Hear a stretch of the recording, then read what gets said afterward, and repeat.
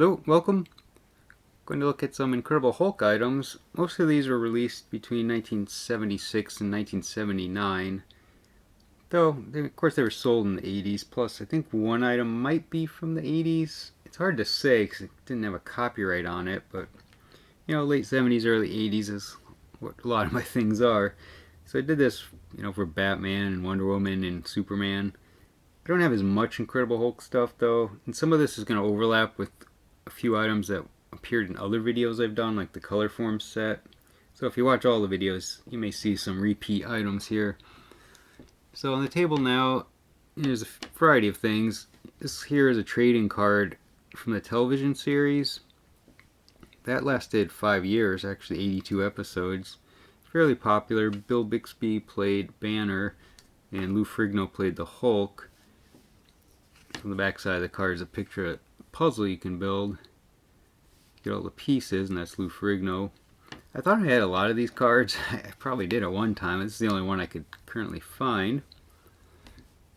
And it's a little Hulk head. I'm pretty sure it's a pencil topper. I don't know what else it could be. There's a pencil. And it fits on there, so it must be.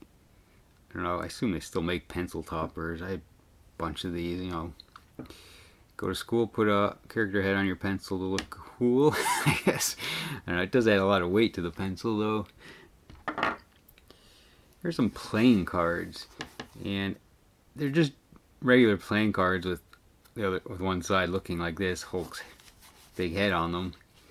They're rather flimsy, though. They're not high-quality cards. There you go, just a picture of Hulk. Yeah. Probably can't tell so easily from the camera, but they're very thin. And then, let me just push these out of here a bit.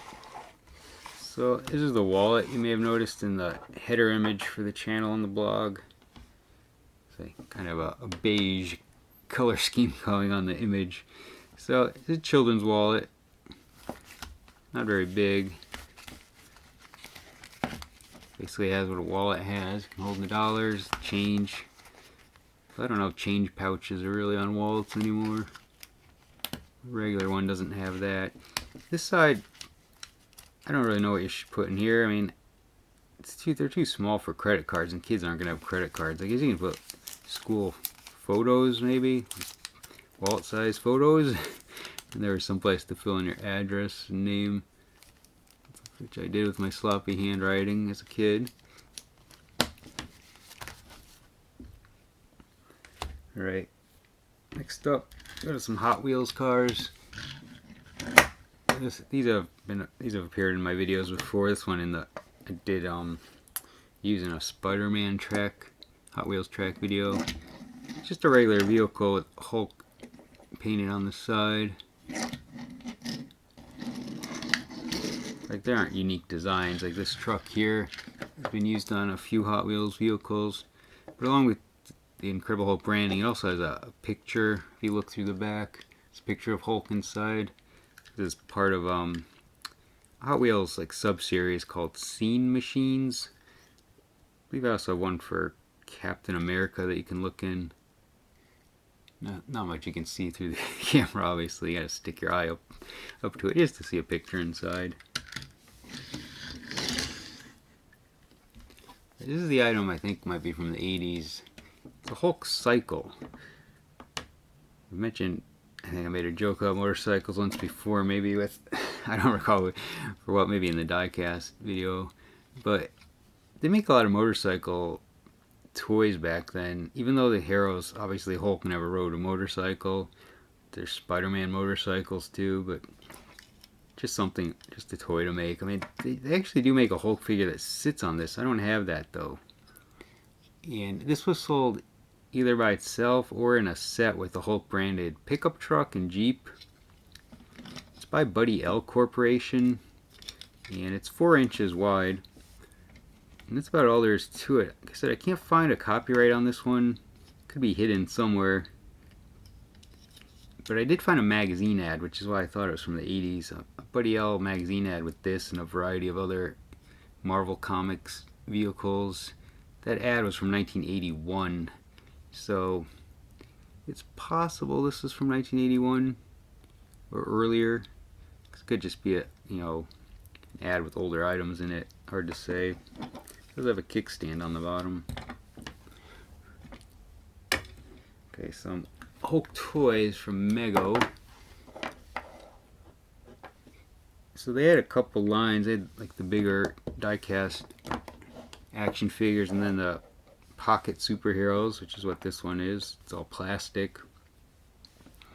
So this is much higher quality, the larger ones with the elbow and knee joints and ankle joints as well. This figure, along with the Colorform set, I did a photo blog post that I'm going to leave a link to in the video description. Knee doesn't bend too well there if you want to look at that. And of course I'll have a link to the blog post for this video, which will have photos of all these items. The Pocket Hero, yeah, he doesn't have the joints. He doesn't have a waist. Look at that, you can spin all the way around, which is a little odd. This one's about 3 3/4 inches. At least that's the line was a 3 3/4 inch. I think Hulk's very, very tiny bit taller than that. And this one's about 5 1/4 inches. Alright, I'm gonna have to adjust the camera for the next few items because they're bigger. I'm gonna raise the camera up. So here's the Colorform set. You can see it also has Amazing Spider-Man, not just the Incredible Hulk. Those are the two characters that were really marketed the most in the 70s and early 80s. And this Colorform set is about twice the size as most standard Colorform sets. It's a deluxe set. See the price tag still there at $4.29. Basically, if you're not familiar with Colorforms, it's just building a scene. You can see on the booklet they have some examples. So you get a bunch of objects and characters. Just a bunch of Spider-Man, the villain, Hulk, some villains. And Doc Ock's already on the inside the bank here. These flaps open up. It's a really large set. And you can just place characters around. They're supposed to stick. They don't anymore. Then I think like the coating is degraded maybe in the character. I don't know. You read that you can add kind of like wipe them, I guess, with water, and it might bring back the stickiness, but I haven't had much luck. As long as you don't lift them up, though, they'll stay in place. They'll just slide around if you lift things up.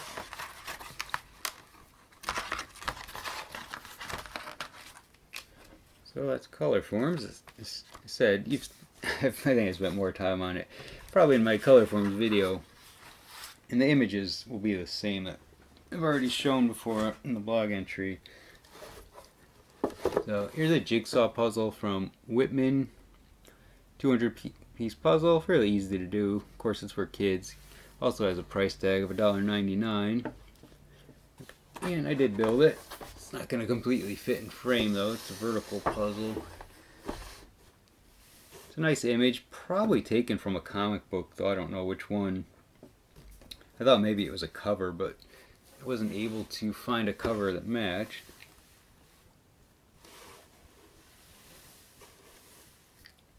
So, not too much to say about puzzles, but it's a nice image. Right. Second to last item, probably the most interesting one to look at. It's a board game from Milton Bradley.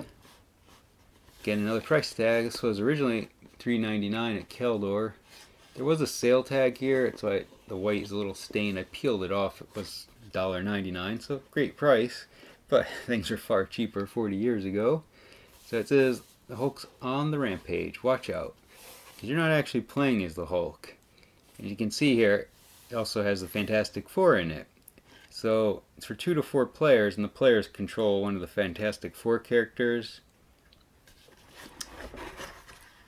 And the instructions are just here on the back side. The goal is to collect 4 specific cards that form Bruce Banner's face, because the objective is to turn the Hulk back into Banner, and that's how you do it, by collecting those 4 cards. Do that first, then you win the game.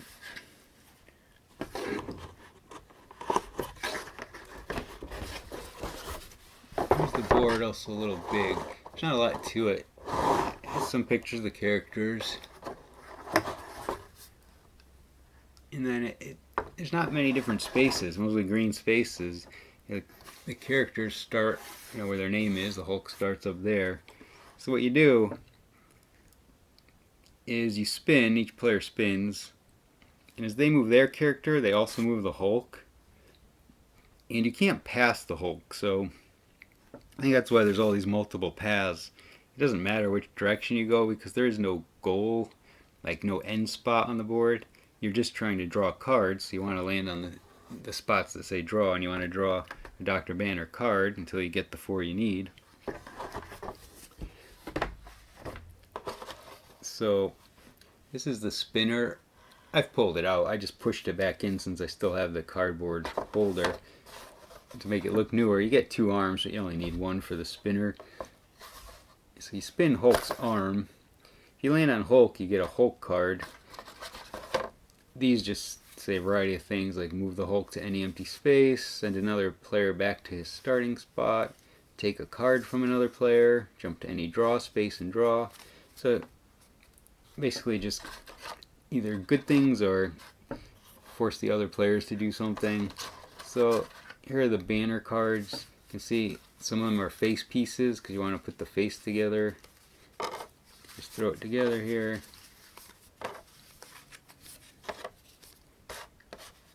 And that's what you gotta do to win. I also have the original holder that, the characters are punched out of.